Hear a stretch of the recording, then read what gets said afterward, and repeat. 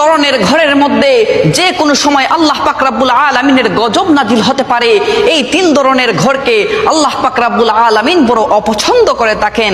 1 number হচ্ছে যেই ঘরের মধ্যে নারীর আওয়াজ পুরুষের তুলনায় উচ্চ হয়ে থাকে, সেই ঘরের মধ্যে প্রতিদিন 70,000 ফেরেশতা লানত পাঠিয়ে থাকে। 2 নম্বর হচ্ছে যেই ঘরের মধ্যে অন্যের হকের মারা টাকা জমা থাকে আর সেই টাকা দিয়ে সংসার চলে, ওই ঘরের মধ্যে যে কোনো সময় আল্লাহ পাক রব্বুল আলামিনের গজব নাজিল হতে পারে। আর 3 নম্বর হচ্ছে হযরত জিবরাইল আলাইহিস সালাম বলেন, যেই ঘরের মানুষরা মেহমান আসলে অখুশি হয়, ওই ঘরের মধ্যে যে কোনো সময় আল্লাহর গজব নাজিল হতে পারে। যদিও নামাজ পড়া হয় ওই ঘরের মধ্যে, ফেরেশতারা সওয়াব লেখেন না, নামাজের সওয়াব লেখেন না। নাউজুবিল্লাহ। আল্লাহ পাক রব্বুল আলামিন এই 3 ধরনের বৈশিষ্ট্য থেকে আমাদেরকে যেন